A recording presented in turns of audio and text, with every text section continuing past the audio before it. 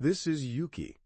She is a vampire and has lived for over 700 years. She thinks many people would see immortality as a blessing, but for her, it's not entirely like that. It's true that she has had her moments of joy, but living so long also means facing the fact that memories and people she once knew gradually fade away. But she continues to live, and now she is a teacher. Today, her students planned to play a prank on her. They jumped down from a tree to attack her, but she had a shield to block the attack, and then sent them flying into the lake with a punch. It seems this isn't the first time these students have tried to attack Yuki. Many have noticed that they still haven't gained any experience after all this time. The reason these students try to attack Yuki is that she declared that if anyone can touch her, she would let that person leave the village and study in the capital. But with their half-baked skills, it's still too early to defeat her. She believes they shouldn't think so simply that just because they can reach the capital, their lives will change. Because if it were that easy, the village chief wouldn't have arranged for her to be an obstacle for them, especially that boy Tuta. She thinks he is the most arrogant one with his half-baked sword techniques. But Tuta's group is nitpicking because Yuki used magic they haven't learned yet. The whole class then pushed their desks aside while Yuki moved in and swept everyone away. Rather than recognizing their own shortcomings, they were criticizing her instead. The teacher at the school also thinks Yuki might be a bit too harsh on the kids. They understand she is Tuta's guardian, which is why she takes care of him so closely, but sometimes she should be a bit softer. As for Tuta's group, they now believe Yuki is still playing unfairly by using magic. Even though magic has been popularized for 15 years, there are still few people who can use it, which is why they created a thing called magic crystals, and they are extremely expensive. Therefore, Tuta's group decided to train the old-fashioned way, so that one day they could reach the capital and step into the tower called the orbital elevator. While the whole group was about to go practice, Tuta asked to leave first. His friends remembered that today is an important day for Tuta. He went to visit his parents' grave. Tuta's parents died in an accident a few years ago, and he lost his memory. Yuki happened to pass by the accident, so she managed to rescue Tuta, and now she has become his guardian. Although the two still like to spar with each other, they are very close at home. Suddenly, Tuta noticed a shadow of an AI. It always comes to see him whenever he visits the grave. The figure of that person indicated that they were waiting for Tuta at the top of the orbital elevator. That night, Tuta cooked dinner for Yuki. She thought if only his studies were as good as this, it would be great. You then went to practice. The next day, the whole group was again defeated by Yuki. The group realized they couldn't win against Yuki unless they learned magic. So teacher Tachibana offered to help them learn magic. He gave the group some magic spells, but only your group could use them. It seems that Tuta wasn't very good at magic. Tuta didn't seem to have much luck with magic either. So the teacher gave you a bracelet. That night, you looked it over and didn't know what the bracelet was. Then Yuki discovered it. You said it was a gift you wanted to give to Yuki and handed it to her. The next day, Yuki wore that bracelet on her wrist, but she was unexpectedly ambushed by Tuta's group and tied up with magic. At that moment, Tuta was running to join the group. But once they had tied up Yuki, the teacher immediately turned on them and knocked the whole group down. Tachibana used magic to attack Yuki, and she couldn't fight back because the bracelet had sealed her magic. Tachibana had been pretending to be a teacher for the past 6 months, just to find the opportunity to capture Yuki, who had a bounty of 600 million on her head. Tachibana didn't want to waste time with a vampire like Yuki, so he planned to finish her off. Then Tuta rushed in to stop him, but he was quickly thrown aside, and Tachibana charged at him to chop off one of his arms. Yuki then had to take the hit for him, and declared that he and his friends had passed, and this was the first time she received a gift from Tuta, so she was very happy. But Tachibana didn't give them a chance to talk, and continued to attack Yuki. He also stabbed Tuta to finish him off, claiming it was just a job, and he had no personal grudges. But Yuki called Tuta back to consciousness, and told him that when she saved him, she had turned him into a half-vampire. Now he had 2 choices.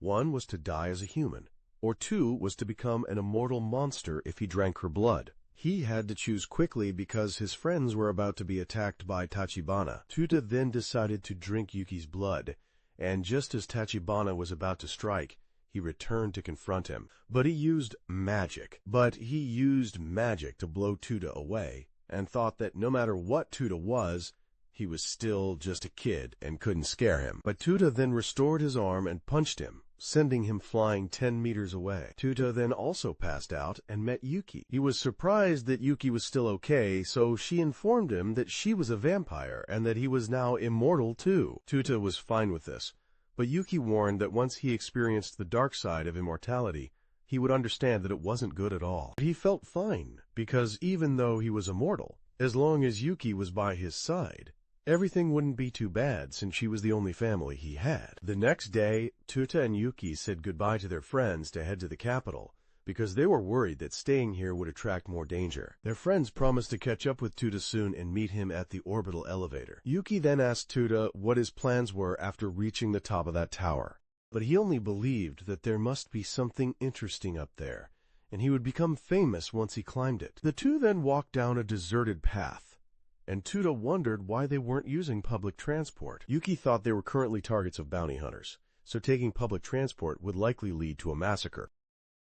Tuta then wanted to get to the capital quickly and make new friends. But during a break, Yuki reminded Tuta that his immortality would mean he would always be stuck in this 14-year-old form, so he should be careful when building relationships with anyone. He then went off to bathe in a nearby waterfall and realized Yuki's warning was correct. He unexpectedly came face to face with someone also bathing nearby and was slashed at by this person with a sword, but Tuta managed to dodge and realized the opponent was a boy. He was immediately hit by a blow, and then the two suddenly got acquainted. The boy was Kuro, and he was surprised to meet someone who could dodge his sword attack for the first time. They both then sat down to talk, and Kuro shared that he came from the top of that tower and was the child of a wealthy family.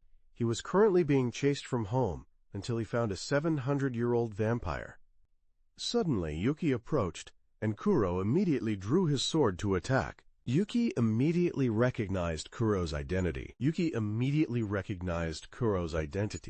And he also realized Tuta was a vampire. Kuro introduced himself as coming from a guild that hunts immortals. Kuro was then immediately stabbed by Yuki, piercing through his body, causing Tuta to go crazy, because Yuki just killed someone.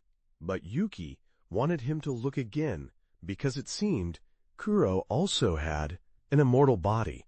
Tuta then had to use several methods to make Kuro wake up, and the reason he was expelled by his family was also because of this immortal body. If he couldn't take down Yuki, he wouldn't be able to return to his clan with this immortal body. Yuki accepted to fight Kuro if he could defeat Tuta, her disciple. Tuta didn't understand why he was being dragged into this, but Kuro immediately attacked. Tuta saw that Kuro seemed serious about this, so he also accepted to fight him. But Tuta wanted to set a condition that the winner could make a request of the loser.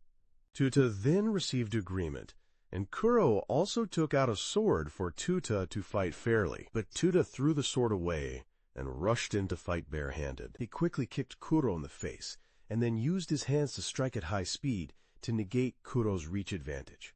But Kuro skillfully slashed Tuta's back and quickly cut at his neck. Tuta thought he would stop, but he quickly reattached his head to recover and delivered a powerful blow that left Kuro sprawled on the ground. Kuro lost and then had to follow Tuta's request and became a friend of the whole group. They then arrived in the city and went to bathe in a hot spring. Tuta wanted Kuro to not be shy anymore because they were now friends, with a proper agreement after Kuro lost the match. So he couldn't deny it either.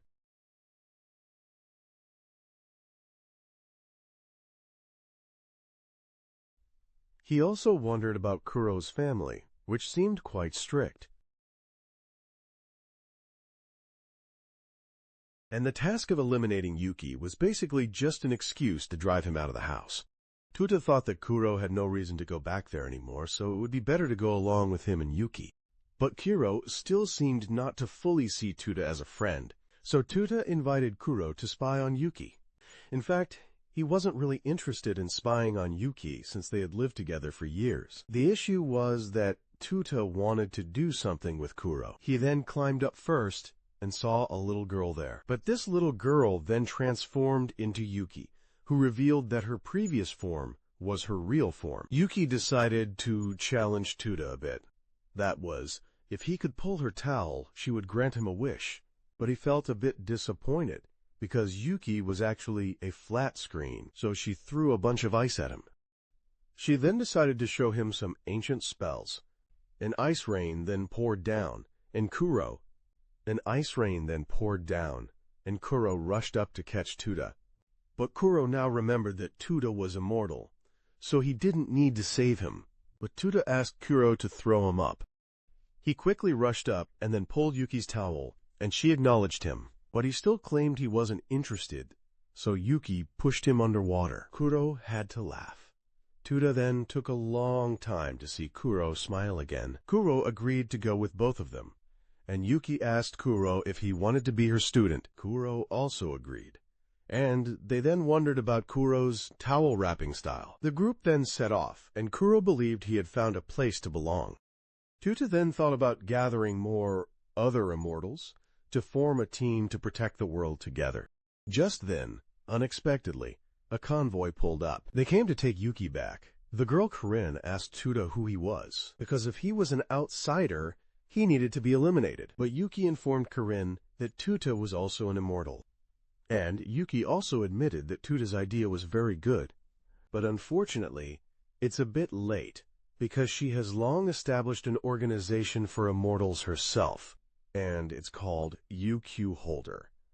While on the ship, Kuro didn't know what kind of organization Yuki's would be, and Corinne wondered how Yuki could take care of Tuta for 2 whole years. But Yuki could only say that Corinne and Tuta's immortality abilities are the strongest among those she has met. Therefore, she dared to assert that if humanity were to perish, Corinne and Tuta might be the last 2 remaining in the world. But Corinne still seemed to openly hate Tuta. They then arrived at the headquarters of UQ Holder. It's an island located 10 kilometers from the mainland. At the same time, this place also runs a hot spring service. The members of the organization then surrounded Yuki to welcome her back after 2 years. Tuta wondered how many immortals were vampires here, and learned that it was quite few. A few people then informed Tuta that there are many types of immortals. Some are due to magic, some are due to genes, and some thanks to holy stones. And there are also some who have mechanical bodies. More interestingly, some possess multiple lives like in a game. Both then apologized and introduced themselves as Goro. Member number 6 of the organization, and IQ number 10. Goro stated that to join the organization, both of them must pass a test. Usually, it would be an investigation about the beasts beneath the organization, but they would change the rules and require both to hit them at least once before the weekend to pass. Using weapons or not is fine. Sneaking or facing directly is also allowed. Kuro realized that if they were willing to accept that, they must be very strong. Guro said he would be Kuro's opponent, while Tuta was assigned to Ichigo. But Corinne stepped up to take responsibility for facing Tuta. Tuta then immediately charged, and was knocked flat on the floor by Corinne. Immediately, Yuki taught him that when fighting, you shouldn't hold back just because your opponent is a girl, and Kuro quickly joined in as well. The next day, Tuta shared with Kuro that he had tried to sneak attack Corinne but kept failing. Indeed, Corinne was still very strong. Kuro also shared that Goro was equally strong because during their fight, Goro just kept dodging using his experience and instincts. Both of them still had time until the weekend, but if they didn't improve, they wouldn't be able to hit those 2. They then unexpectedly encountered a maid passing by who tripped, so they went to help her throw away the trash. The girl then introduced herself as Shinobu and was an ordinary person working at an inn. She came from the countryside and, for some reason, was transferred here. Tuta told her to let him know if she needed help later. Kuro reminded him about their test, so he thought they would think it through gradually, because thinking too much about it wouldn't help at all. Both then asked Shinobu if she needed help with anything else, and she mentioned she still had to move items into storage. Meanwhile, Yuki recalled when she challenged Tuta's grandfather to hit him once before. That was the beginning of the movie, so everyone can look it up if they want. Back to Tuta and Kuro. Both had been walking for a while without knowing where the storage room was. Suddenly, Tuta heard an AI guiding him, so he went into a place that looked the most like a storage room, but once inside, Kuro saw that it didn't really resemble a storage room. Both then went down quite deep and realized this was indeed not a storage room but saw a large structure, so they decided to explore it. They then saw a sword and a man here. He introduced himself as Jinbei, number 2 of this organization. They figured he must be very strong since he stood right after Yuki, but he looked like a drunkard, which made both of them skeptical. Jinbei then asked the AI about Tuta and requested him to try pulling the sword out. If he could pull it out, he'd get to keep it. It was a sword forged by a great wizard. Since few could use it, it was left untouched.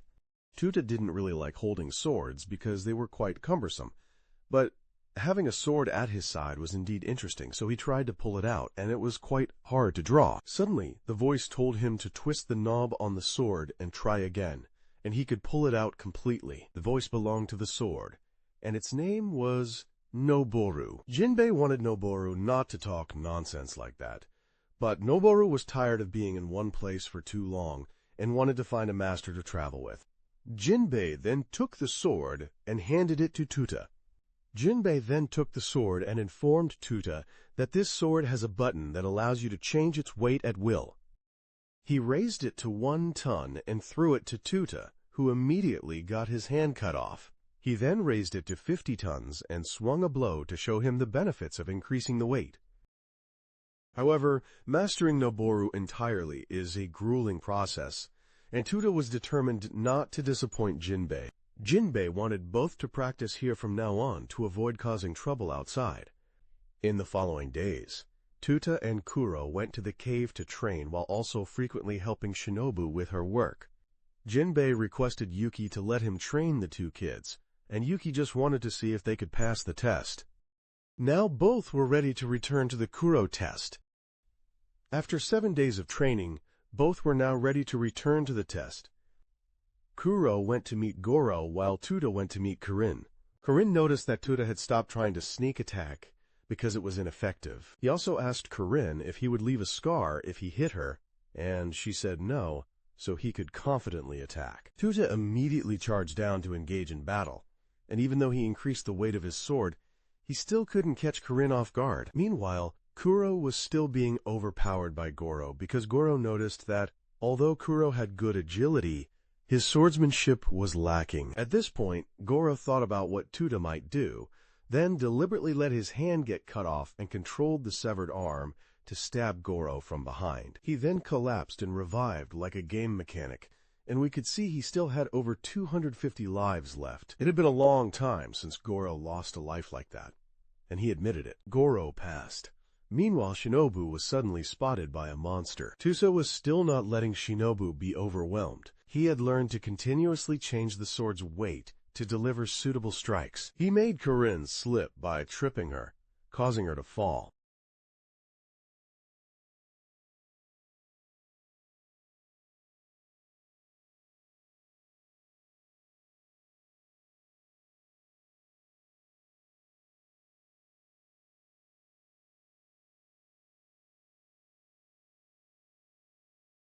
Tuta then set his sword to 50T and leapt straight into the middle of the monsters, making them evaporate instantly. Although Juki later came to check the situation and saw that Tuta still hadn't passed the test, but Kurin didn't give him another chance. However, she said she'd go easy on him because he had ruined her uniform. Juki noticed it seemed that AI had made a hole under the basement, which is how the monsters got out. So Kuro and Tuta would have to clean them all up. As for Jinpai, he was punished for secretly drinking Yuki's alcohol, so he was also sent down to the basement. The 3 of them then had to handle all the monsters by themselves before they could go back to the surface. The next day, Tuta told Shinobu that he was about to go on a mission assigned by Yuki again. Both he and Kuro were assigned to go with Kurin on the upcoming mission to assist. Tuta thought he'd ride in a fancy car and promised to bring back gifts for Shinobu, but when they set off, he found out he had to run on foot. They were heading to the capital because some invaders appeared. Kurin explained that the world had long dealt with wealth inequality, and it was the same here. Slums were always seen as dangerous and lawless places, so they were separated from the community. The rich wanted the poor to disappear completely. Tuta immediately jumped down and knocked back the rich people. But Sho said they were also people from UQ Holder. Corinne had to say that Tuta really was an idiot. The group then had to come up with ways to entertain the kids here. Tuta later went to cook, and Sister praised him, saying he cooked even better than that super chef Soma. Corinne thought Tuta probably only had cooking skills, so he might consider becoming a chef. Corinne then suggested an arm wrestling contest to decide who would cook daily, knowing well that Tuta always loses. Corinne later took both of them to see the overview of the slum area. This place keeps expanding, and the population has reached 2 million people. Every night, people come to force them to leave, so they have to ask UQ Holder for help. At this time, Tuta was training. He tried practicing quick steps and was seen by an older man. The man then rushed over and kicked him because he was doing everything wrong. He was a wandering martial artist who could help Tuta learn the quick-step technique. But Tuta was only training to win arm wrestling, so the man agreed to help him. First, about quick-stepping, he demonstrated it to Tuta, and even drew a diagram. He said controlling leg power would help a lot with arm wrestling, too. He then introduced himself as Kaito, and said that learning to control your legs means you can control the whole world. He then flew into the air by kicking the wind, which Tuta found quite interesting. He said he would consider taking Tuta as a disciple if he learned his tricks. That night, Tuta used his legs to cook, and it was harder than usual, but he kept practicing, despite having to eat with his feet. The next day, he got better at quick stepping, but wasn't perfect yet because Kaito wanted him to use his feet as skillfully as his hands. Tuta continued using his feet to do everything, and kept learning from Kaito. He also met a kid named Ruki, who seemed interested in learning to use his feet like Tuta. During a lesson with Kaito, he shared his struggles in training, and the worst part was being seen as a crazy escapee. Tuta kept practicing using his feet, while Kaito went to meet 2 other teams of his. We know this group also hunts immortals, and Kaito is a werewolf. He still teaches Tuta, but not everything. Tuta and Ruki were delivering meals to some organization staff, but right after they left, those staff were attacked by some cloaked assassins. Meanwhile, Corinne was bathing when suddenly a one-eyed man in black appeared beside her, forcing her to use a magic barrier to block the attack. She grabbed his gun and told him to step aside. But he still wanted to play with her a little.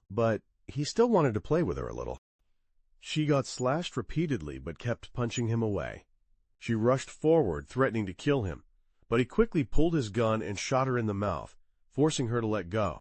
He introduced himself as Shinji, a student and member of a mercenary team.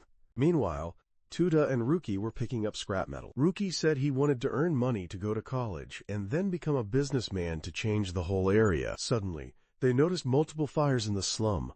Tuta ran off, but Ruki was immediately targeted, so he had to run to save the kid. The others were handled by Kuro, who said they were puppets controlled remotely by that AI. They also had to call their organization for reinforcements and evacuate the residents. Tuta let Ruki run ahead of him.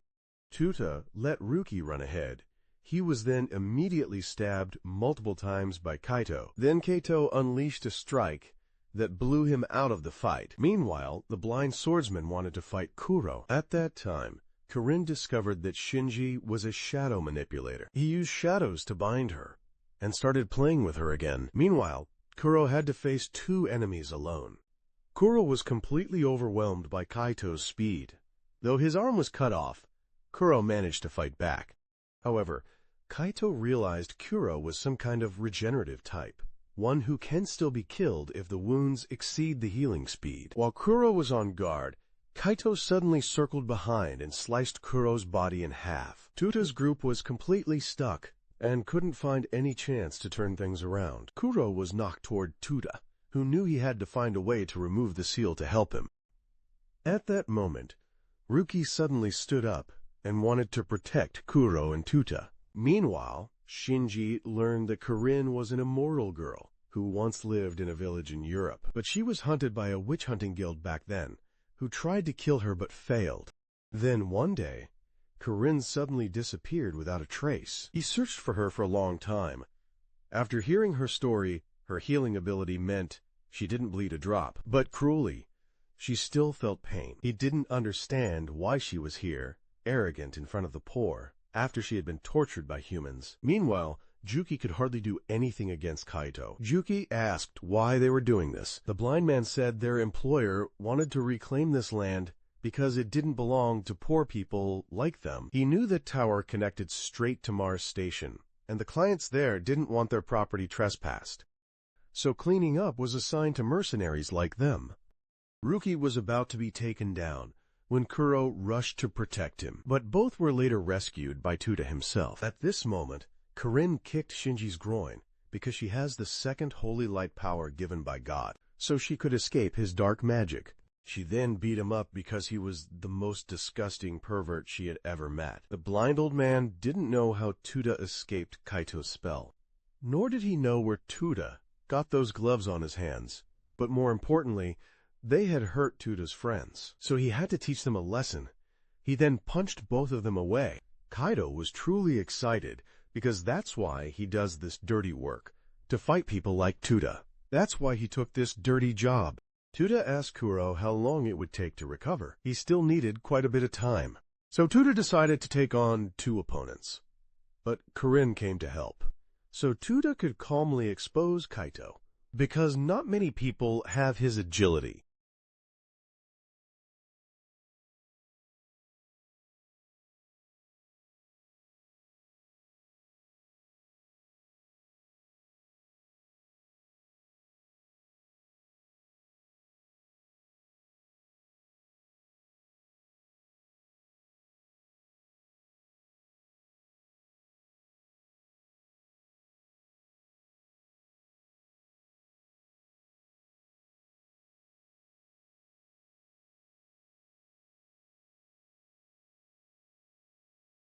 The first was Yuki, and the second was someone he and Yuki faced 25 years ago in Fire Sao. That person was very cruel, so he couldn't allow a third one to appear. But at this time, Tuta threw Kaito flying. He continuously transformed negative emotions into power. But Corinne wanted the blind old man not to interfere, because if Tuta lost control, the organization would take responsibility. Meanwhile, Kaito was defeated and ready to die.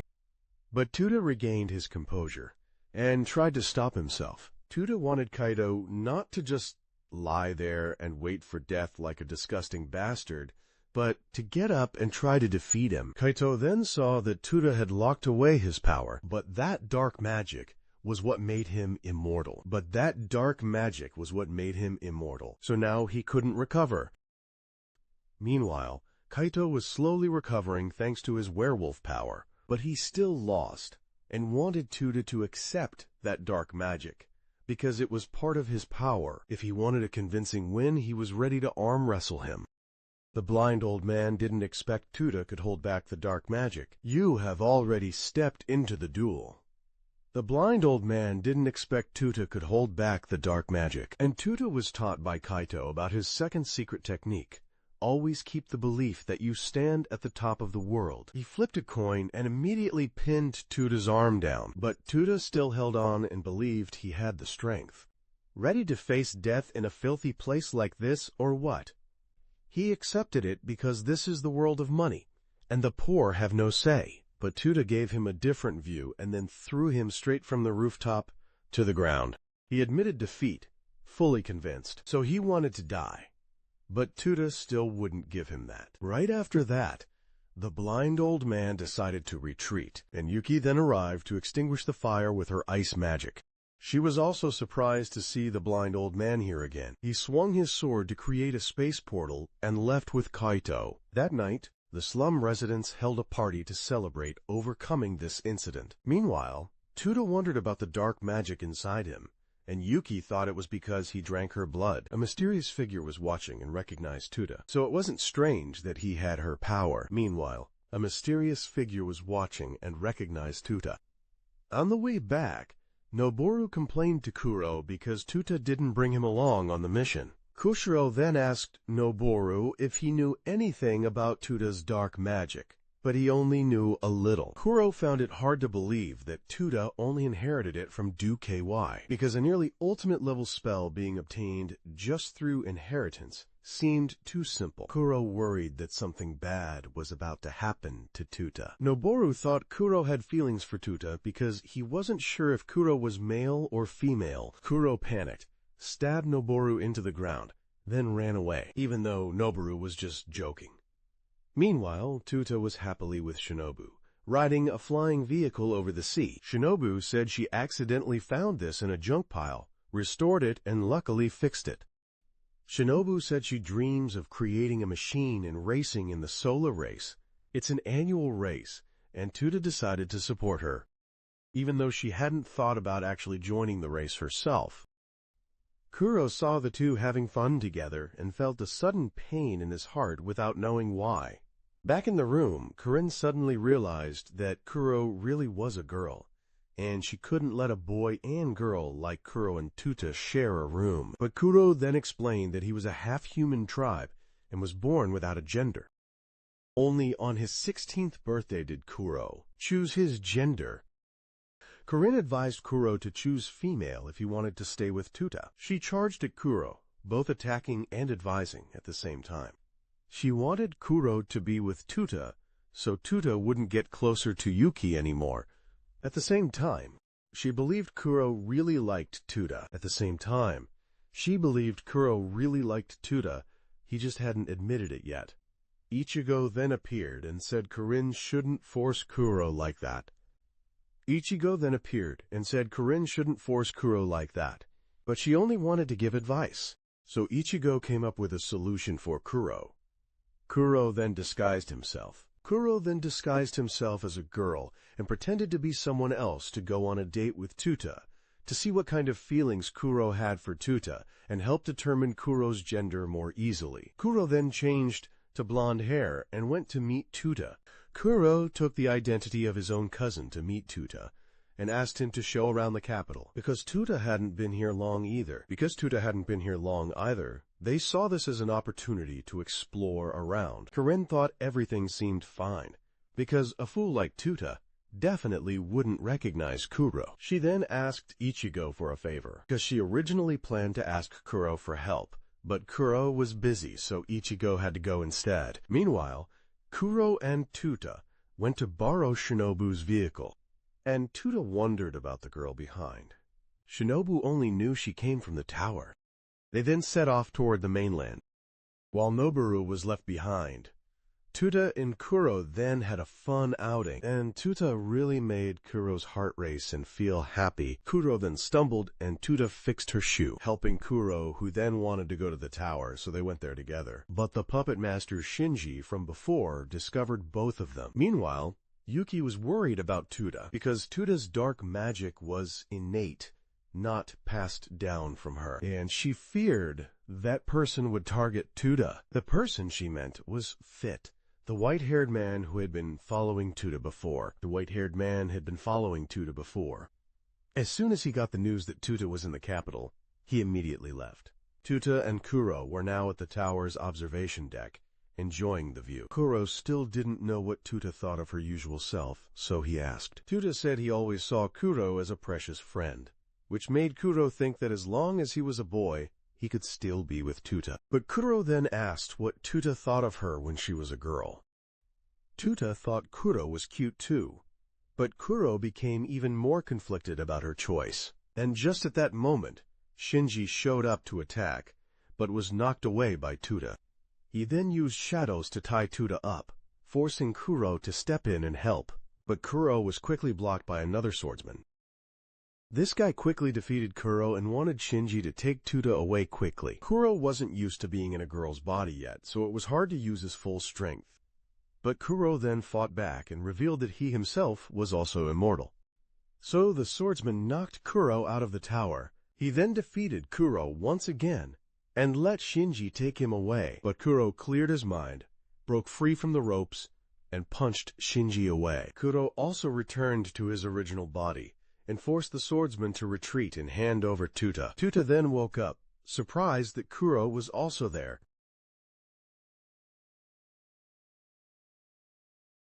Kuro decided to stay by Tuta's side, no matter if he was male or female.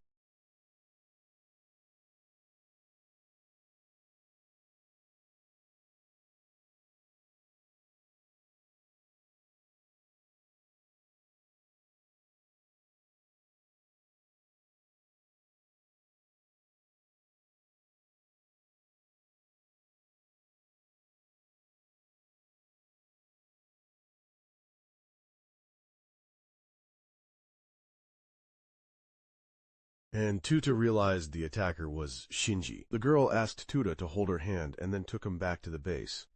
But early the next morning, just as he and Kuro left the base to hang out, he ran into Corinne and Ichigo.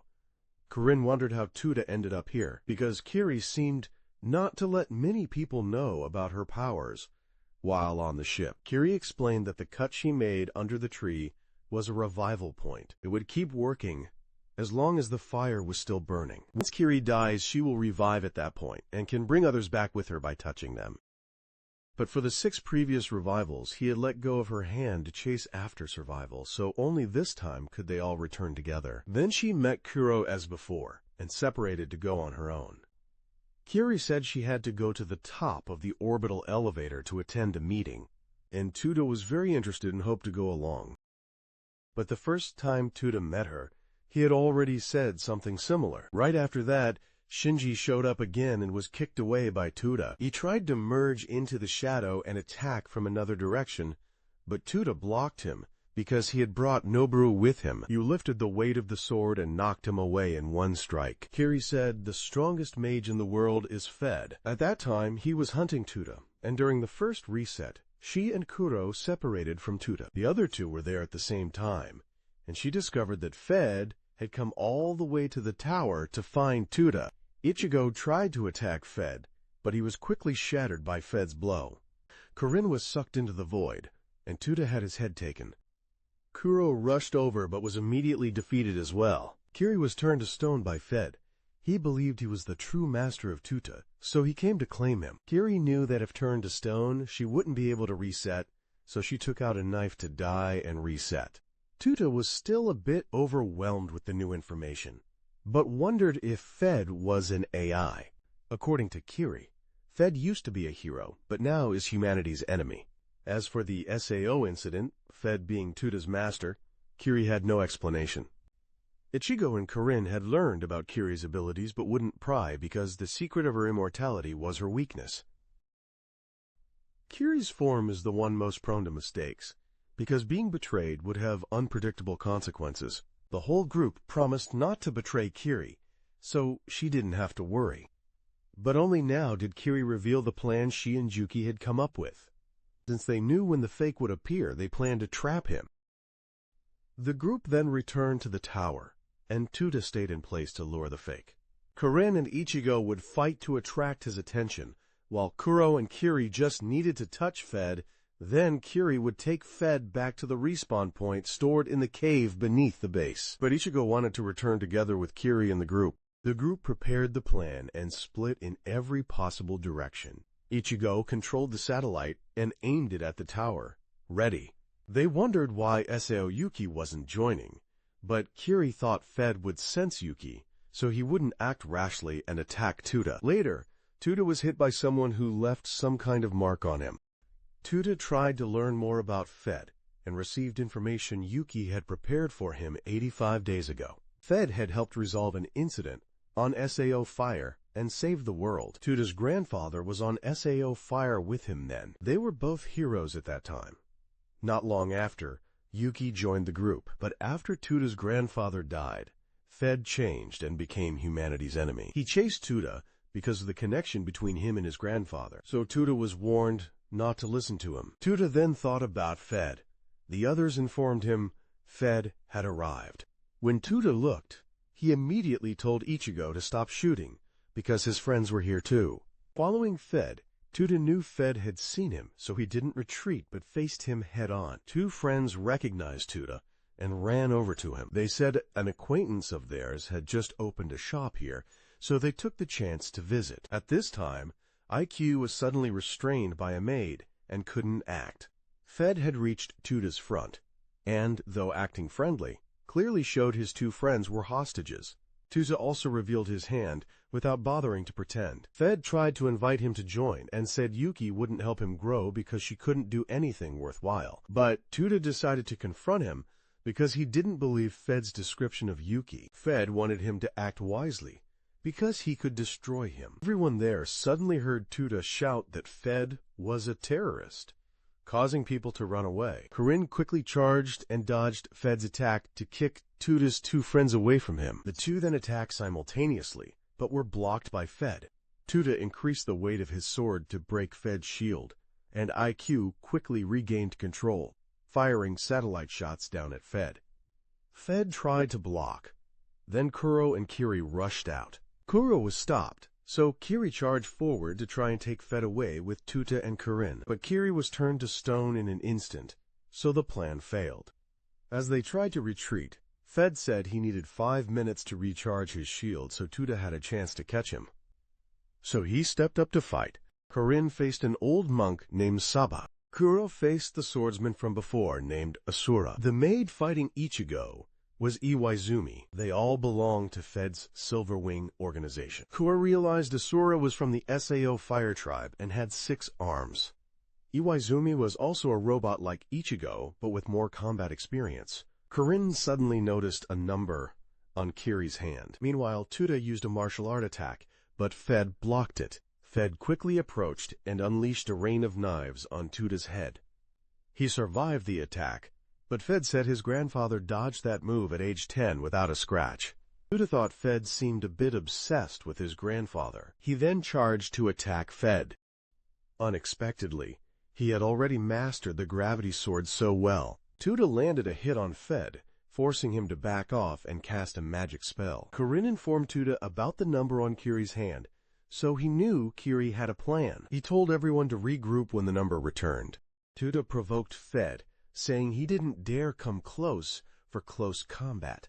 Fed immediately charged and grabbed Tuta, but Tuta made the sword heavier and dragged them both down near Corinne. Just as the countdown ended, Kiri quickly took everyone back in time.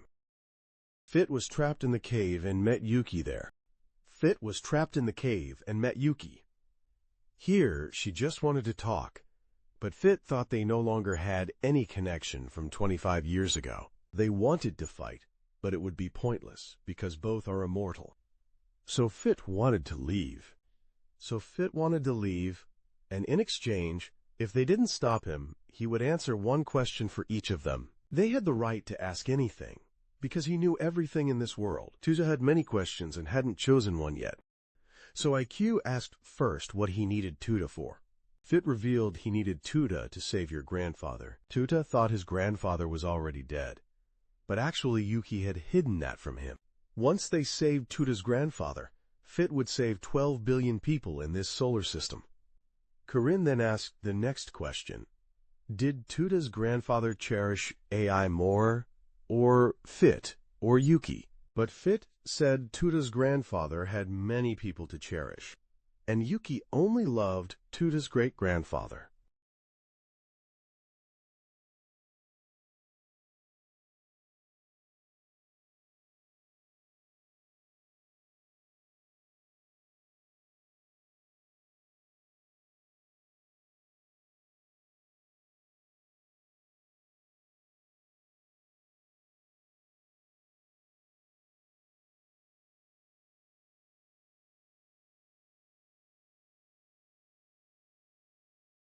Negi let Tuta know that Fit had lied about the whole solar system being in danger. Negi knew Fit wanted to help Tuta, but Negi wanted Tuta to know the truth. But before he could say more, Kuro cut off the communication mark. Fit then understood that this was not the right time to fight.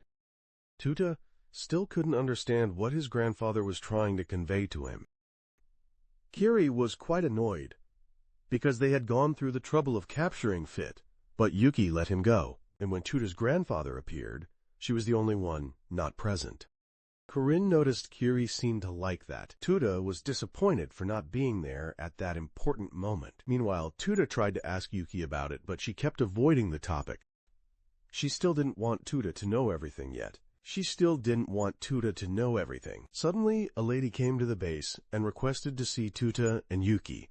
Later, while practicing, Tuta accidentally cut some garbage bags that Shinobu was carrying to throw away. Both of them then sat down and had a pretty pleasant conversation, making Kiri and Kuro unaware that they were actually involved. Then, a lady's granddaughter named Mizo appeared and demanded the girls stay away from Tuta because he carries the bloodline of a womanizer clan. Tuta's great-grandfather once had a whole harem with countless women. In the grandfather's generation, when he was a lecturer, he seduced over 30 of his students. Tuta's grandmother was one of the women who cried because of his grandfather. Mizo believed Tuta was the enemy of women and wanted to deal with him. Tuta tried to say he wasn't very popular with women, but Mizo ignored him and immediately attacked him. Tuta accidentally threw Mizo away, so he had to chase after her to catch her. This changed Tuta's image in Mizo's eyes. She then decided to accept him and declared she would protect the girls here from Tuta by marking her territory. Right there, she declared Tuta as her fiancé, but Tuta immediately refused because he didn't know Mizo at all. Meanwhile, Mizo's grandmother met Yuki to reminisce about old times when they were classmates and were taught by Tuta's grandfather. Skipping this part, Mizo then brought lunch to Tuta and even borrowed Shinobu's maid outfit to wear. Kiri and the girls began to notice Mizo was slowly making moves to win Tuta's affection and using food as a tool. It seemed like a clever strategy. Mizo brought almost an entire banquet to treat Tuta and Shinobu. Kiri thought Mizo had her servants cook it, but since Mizo's hand was injured, it was definitely homemade. Corinne became certain that Kiri was in love. At the same time, she thought it seemed like human girls really know how to care, because immortals like them seem to have something incomparable. If human girls are like flowers, then they are just fake flowers. Though forever young, it's still artificial. Ichika appeared and offered a solution. Men and women should bathe together and scrub each other's backs to deepen affection, because once inside the bathhouse, anything can happen. He then decided to go to Tuta's place to greet him a bit. Meanwhile, Mizo's grandmother was still talking with Yuki and learned that Negi had reappeared. We learned that Tuta's grandfather was being held captive at the top of a tower, and the only way he could speak was if allowed by his captor. Mizo's grandmother wanted to talk about Tuta. She believed that one day Tuta would have to leave and go on his own journey. She knew Yuki was afraid of that moment, but Yuki would have to accept letting Tuta go. That's the courage Negi once taught them. Tuta overheard some things from Ichika in the bath. He said his real body was on a sickbed, and he had been in this mechanical body for 85 years, but thanks to meeting Yuki, he could enter the organization and have an interesting life. Entering and surprised, because it was quite empty here. Just then, Corinne entered and was surprised, because it was quite empty here. She wanted to try scrubbing Tuta's back, like Ichika said, and used a broom to scrub his back. Kiri ran over and stopped Corinne because Corinne had said she wouldn't participate in this. But while they were distracted, Shinobu seized the chance, and Mizo quickly rushed over and kicked Shinobu away. The two blonde girls then rushed to try to scrub Tuta's back, but Kuro pulled him up to the rooftop and told him to hide. Corinne chose to give up, while the others kept chasing Tuta and then fell down where Yuki was. Yuki took away the girls' chance to scrub backs. Tuta asked why Yuki was avoiding him, and she said she was feeling a bit uncomfortable then. After Yuki finished scrubbing, nothing happened. So Ichika thought it was because they already cared for each other, so there was no reaction. Mizo and Shinobu, then they came to ask for marriage because of their somewhat extreme behavior. Earlier, Mizo understood Shinobu since they were both ordinary humans, but that didn't mean Mizo agreed to give up Tuta to Shinobu, and Shinobu also decided to compete with Mizo at any cost.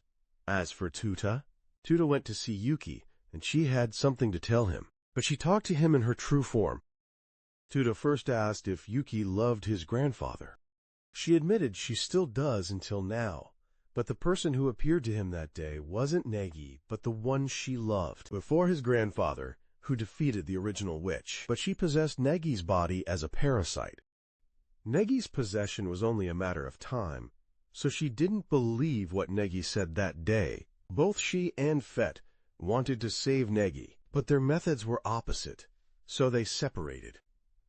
As for Negi saying that Tuta shouldn't trust Fet's words, it meant that Fet didn't kill Tuta's parents. Or rather, those who died in that accident weren't actually Tuta's biological parents. They only raised him because he was a clone born from Negi. Tuta then told Kuro everything, and felt a bit disappointed because he had no memories or past. Just then, Mizo ran in and told Tuta to depart. Where he was going was a martial arts tournament. Mizo's grandmother and Yuki still didn't know if they had made the right choice, telling Tuta everything. Tuta was overwhelmed because many people came to join the tournament. Mizo said there would be many styles of martial arts and magic used, and more importantly, the finals would be held at the top of the orbital elevator. There will be a qualifying round, and anyone who passes it will participate in the main event. Whether immortal or not, everyone can join.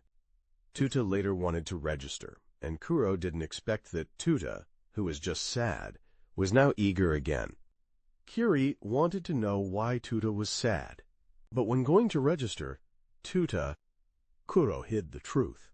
But when going to register, Tuta was unlucky because all the spots were full. If any contestant suddenly drops out, they will notify him. Tuta then decided to wait until next year to join all at once. Mizo's grandmother then came looking and brought someone else named Mana.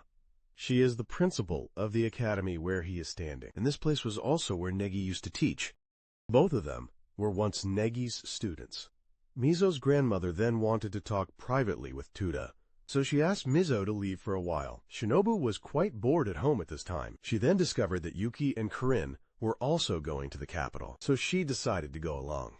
Meanwhile, Tuta was led to his grandfather's former classroom and met another student of Negi's named Soio. She is a ghost and was quite surprised to meet Tuta. Meanwhile, Kuro and Kiri met up with Mizo and asked where Tuta was. They thought Mizo had secretly done something to Tuta, but Mizo was worried that his grandmother might have done something to Tuta.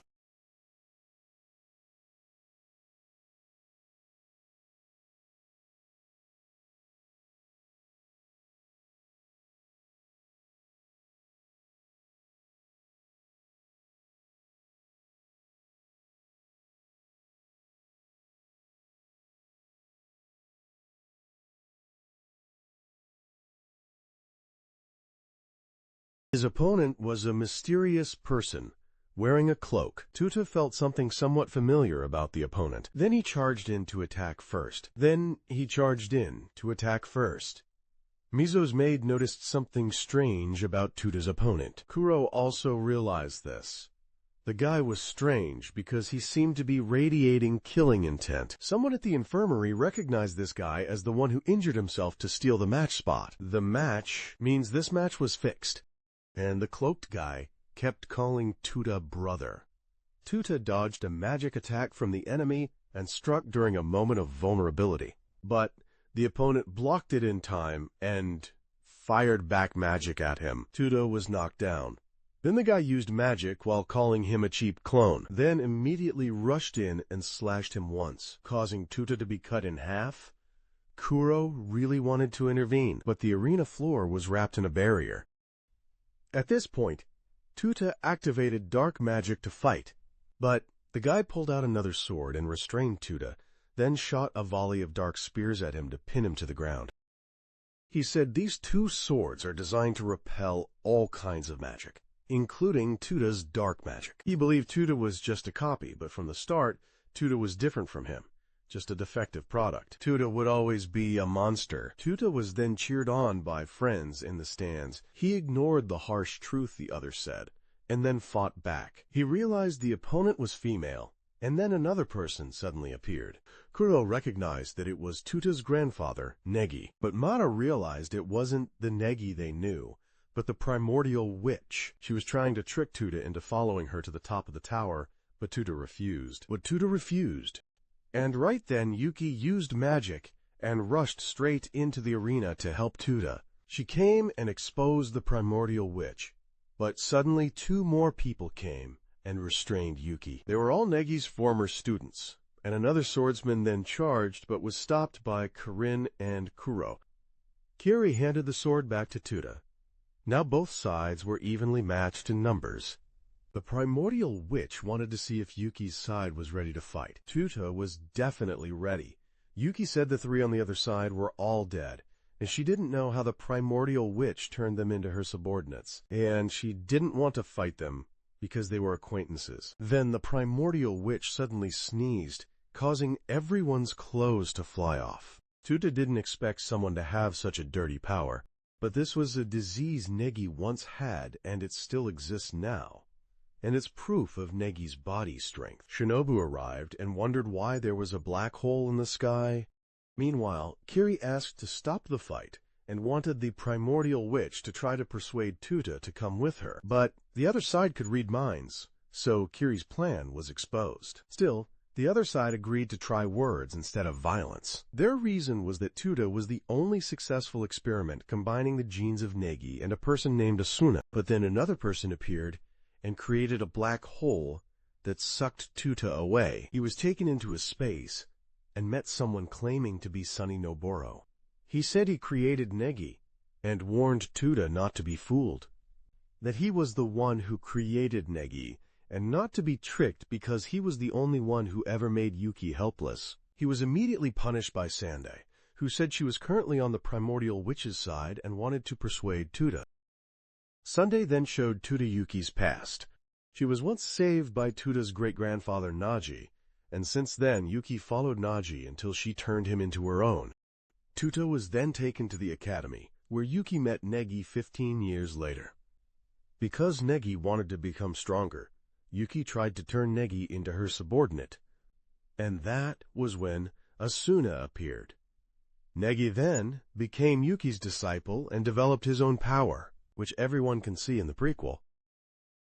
Sunday then showed Tuta Yuki's happy smile when she realized she had transferred her feelings to Negi.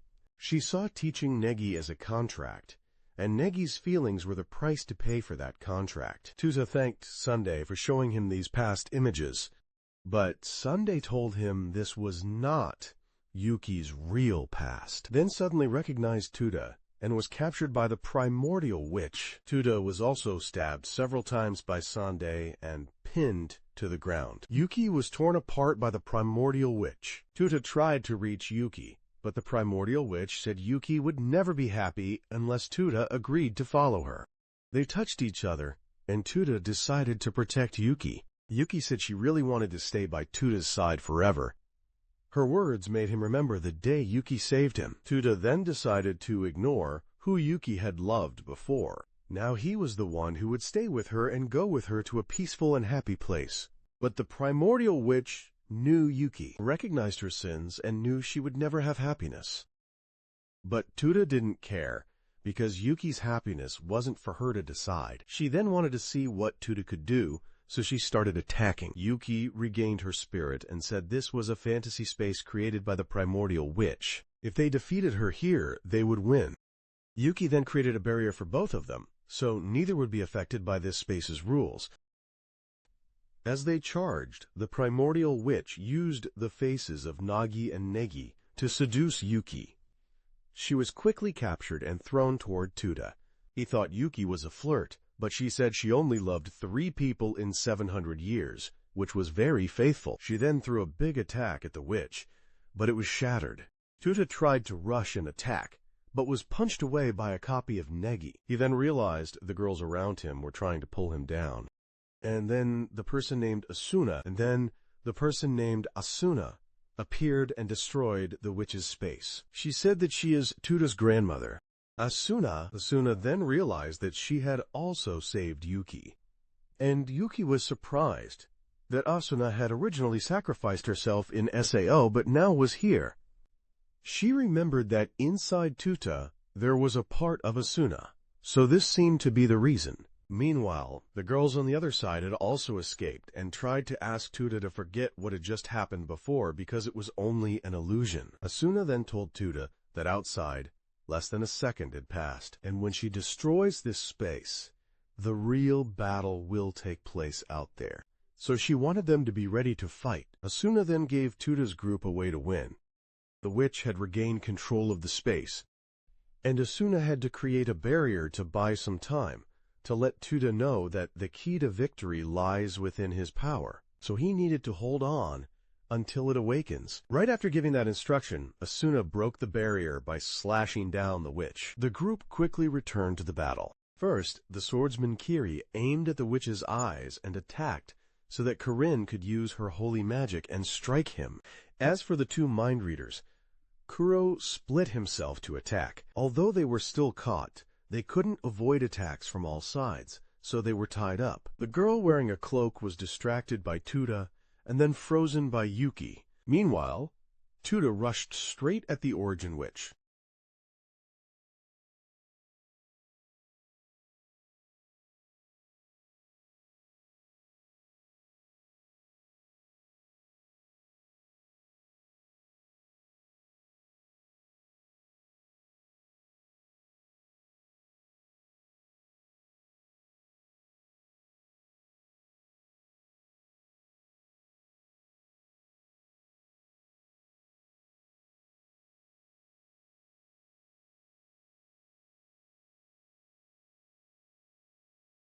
But Negi still thought that no matter how Fet wanted to help humanity, they had to destroy Negi, because Negi had been completely possessed by the witch.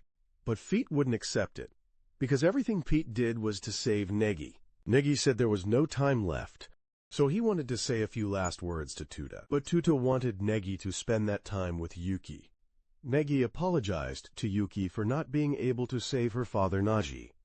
Negi also knew Yuki would have to live on and leave the rest to Tuta. They were then disconnected and returned to the battle. Fitz and Yuki quickly locked the witch up, but she transformed into another form and counterattacked them both. As soon as Tuta was hit, he immediately shifted into a form like Negi. Both of them left the battlefield, while Kuro was disabled from his binding magic and was counterattacked by the duo. Corinne was also flipped over by the swordsman from earlier, and now Corinne was the one taking the hit.